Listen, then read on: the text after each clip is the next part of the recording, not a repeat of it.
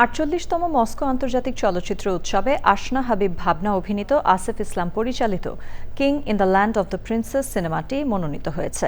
ফেস্টিভ্যালে অংশ নিতে বর্তমানে মস্কোতে রয়েছেন ভাবনা। সেখান থেকে তিনি কথা বলেছেন চ্যানেল আই অনলাইনের রিপোর্টার নাহিয়া নিমনের সঙ্গে। 200-র বেশি সার্ভিস ও ফিচারে লেনদেনের সব বিকাশ অ্যাপে সম্ভব। যখন একটা কাজ আমরা করি তখন তো আসলে আমরা অ্যাওয়ার্ড পাওয়ার জন্য বা এটা ভেবে করি না। আমরা যখন সেটে আসলে অভিনয় করি তখন আমার আর কি স্পেশালি আমার আসলে যেটা চেষ্টা থাকে যে চরিত্রটা কিভাবে হওয়া যায়। তখন তো আসলে এত কিছু মাথায় থাকে না যে ফেস্টিভ্যালে যাবে বা অ্যাওয়ার্ড হবে, সেটা তো মাথায় থাকে না।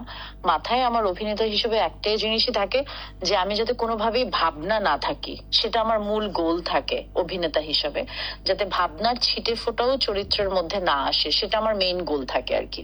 প্রথম সিনেমার প্রিমিয়ার হচ্ছে মস্কোতে, সো আমরা তো আসলে ফিল্ম ফেস্টিভ্যালে প্রিমিয়ার করতে পারছি। সো এখানে তো ওয়ার্ল্ড ওয়াইড সব ফিল্ম মেকাররা, ফিল্ম ক্রিটিক্সরা, রাইটাররা, এখানে তো আমরা পুরো পৃথিবীর আর্ট সেক্টরে যারা যারা আছে তাদের অনেককে আমরা পাবো। সো আমাদের দর্শকটা তো আসলে আমরা পেয়ে গেলাম আর্ট ক্রিটিক থেকে শুরু করে সবাইকে।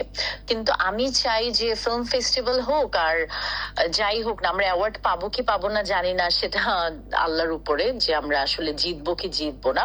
তবে আমি অবশ্যই চাই যে বাংলাদেশের মানুষ as soon as possible princess রোজিকে দেখুক। এই কাজটা স্পেশাল এই কারণে, কারণ জীবনে প্রথম আমার কোনো সিনেমা দেশের বাইরে প্রিমিয়ার হচ্ছে প্রথম।